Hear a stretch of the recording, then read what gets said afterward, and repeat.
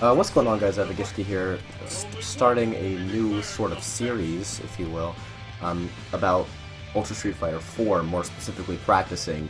People that I've been teaching lately have sort of come to me and asked, Brad, how exactly do you practice Street Fighter? And it's not something that is really just there for you to look at. It's not some sort of concrete set regimen that we can look at and say, alright, I just have to stick to this and I will be a god in no time.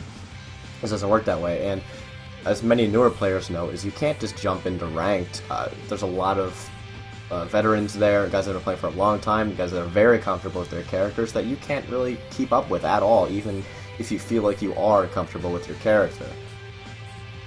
So today's is going to be level 1 of execution, and so I'll pick just a bit of E factory standard Ryu for the training room.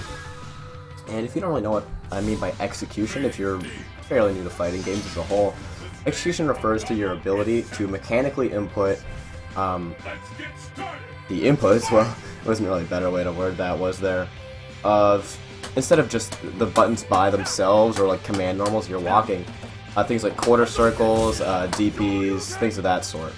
So, if this is your first time in the training room, or you've only messed with it a little bit and haven't gone too in-depth, one of the first things you want to do is go into your training options. Block, they don't really need to block right now, we can get to that later. Stun, I usually like turning it off unless you're checking a link or combo for how much stun it does. Because it'll get a little annoying, you'll be trying to do something and they'll get stunned and you have to wait for them to stop being stunned. And then attack data, we don't need for this. Input display, I really want to stress, this is very important to have on.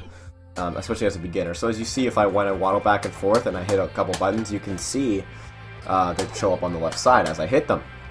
This is going to help us kind of decrypt any like bad inputs that you may experience. I'm not going to go over the individual inputs such as quarter circles or DPs, like what they look like, how to put them in. There's a lot of tutorials for that and stuff like that. So, learning your execution, you may look back on replays, or you could be playing games against arcade or versus with lower level bots. And you'll more than likely notice scenarios in which you could have done something, you could have hit them, or you did the wrong input. You saw an opening, you weren't fast enough, you hit the wrong button, blah, blah, blah, blah, blah, things like that. And that's an execution error. It's not necessarily a mindset or mind game error as much as just a very fundamental execution problem. So the way we're going to alleviate that at a pretty basic level is once you learn the inputs for the quarter circles, DPs, etc. What you need to do is just get in the training room with all the things set up as I had previously showed, and really just keep getting them out there. Is just keep throwing them, put on an album, listen to some music, talk to some friends on the Skype call, FaceTime your girlfriend. No, she'll probably mock you forever for playing Street Fighter in front of her or next to her, whatever. So usually the way I learned to kind of hone my execution in this game was in the training room, starting on the left side, is I would wait until I got 10 Hadoukens with absolutely 0 errors. So what I mean by errors is obviously it doesn't come out, so something like that. If you look at my inputs, a quarter circle is the down input, diagonal, towards, and forward. So as you can see, the punch is being hit on the diagonal, not the towards. That will cause the move to not come out. It'll come as you're just with the stick forward and down and jabbing. It's the same thing. It just completely disregards the rest of the input. And you might think that's a little stupid, but it'll be kind of a problem with everyone throwing out quarter circles all the time by accident. Very punishable. Well, it depends on the character, but... So 10 on this side. Do the same thing for DPs. And again, I'd like to pick Ryu just because he has sort of something in each direction, and then you can use his back quarter circle kick for the hurricane kick. And again, 10 repetitions for each one with absolutely no error. And when you're done with that, you want to come on the other side of the screen. This may seem a little silly, you may think, Evie, why do I need to do the same thing again just on the other side of the screen? It shouldn't be different.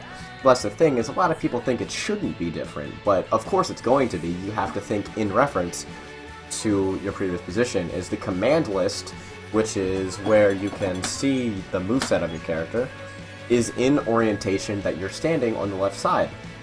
So, see, Hadouken says down to the right. But that's assuming you're on the left side of the screen. So when you're on the right side of the screen, if I do down and back and punch, I'm not getting a Hadouken. I have to go towards them. It's a forward quarter circle. And so you have to sort of, some people do have to mentally sift that out. They just can't really grasp it right away. That's not a big problem, especially if you haven't really touched fighting games as a kid or anything of that sort. And more importantly, I see a lot of newer players, and maybe you notice some of your newer friends that do the same thing, is if they're only comfortable on one side of the screen, they'll do just about anything to get back to that side of the screen. So they'll just like briskly just kind of jump in, just kind of go around you. If they'll throw you and just sort of like jump over, they won't set anything up. They might not even block. They just want to like backdash and get to the side where, oh, I could do my fireballs here, hooray! And you want to punish them for that if they're like that. And so obviously you don't want that bad habit for yourself. You want to be a very solid player on both sides of the screen. And when it comes down to it, the side of the screen shouldn't make any difference in your play style. So again, 10 repetitions on each side. It may take a little bit, maybe 20 minutes a day. Hell, if you really feel like putting in the time and just want to get execution over and done with at a very basic level, sink in half an hour a day, and in under a week you should have very solid, when you want to fireball, you can fireball. When you want to anti-air DP, you can throw it out. It's not that big of a deal. You don't have to think about it too much.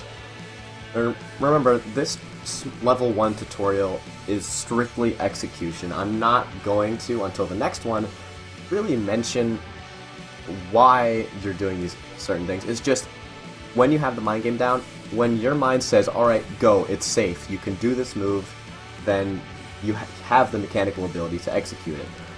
And I think that's one of the more important fundamental aspects. And this game is 50-50. Execution, mental game. And it wavers in between each other depending on your opponent and where you're at as a person and player. This does make a difference. And that's about all I have for you guys today. Just hit up the training room, start throwing some plasma. See you guys.